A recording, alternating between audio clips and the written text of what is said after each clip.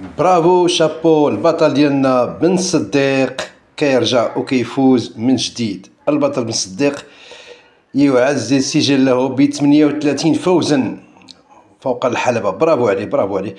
البطل المغربي جمال بن صديق رجع للحلبة ديال غلوري بقوة وحقق الانتصار ديالو الثاني عام 2025، وداك الشيء وقع في واحد النزال مساء السبت في مدينة روتردام الهولندية ضمن أمسية غلوري 99.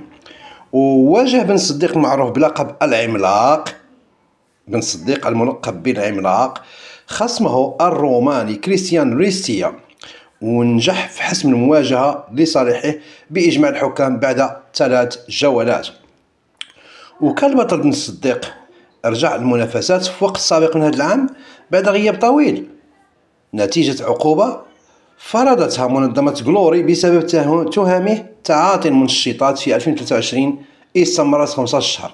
هذه العقوبة هي اللي عطلته شوية، أثرت على المسار ديالو. وبعد الفوز الأول ديالو في فبراير 2025 على الإستوني أوكو يورجندال من إستونيا، أوكو يورجندال في غلوري 98 بالضربة القاضية الكاو، قدم المصارع المغربي أمس أداء متميز من ريستيا واستفاد من القوة البدنية ديالو بالخبرة الطويلة في الحلبة وسط حضور جماهيري واسع. من بينهم كان حاضر البطل المغربي بدر هاري. وبهذا الانتصار كيعزز بن الصديق السجل ديالو اللي كيضم الان 38 فوز. بن الصديق عنده 38 فوز، يعني رقم جميل جدا باش تكون عندك هذا الرقم، منها 30 الضربه القاضيه، وقليل اللي كيوصل هذه الارقام هذا مقابل 9 هزائم.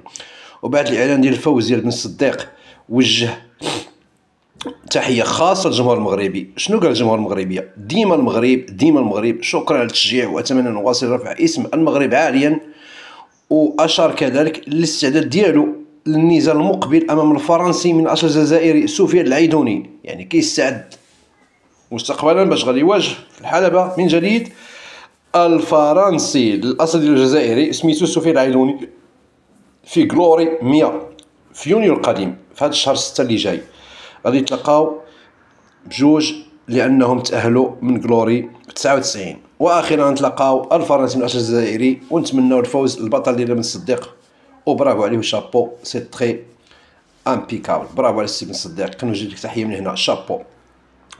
المرجو من المشاهدين الكرام الاشتراك في القناه، عافاكم اشتركوا معنا باش تشجعونا. الله يجزيكم بخير وبارك الله فيكم، شكرا باش نعطيكم الجديد. بارك الله فيكم.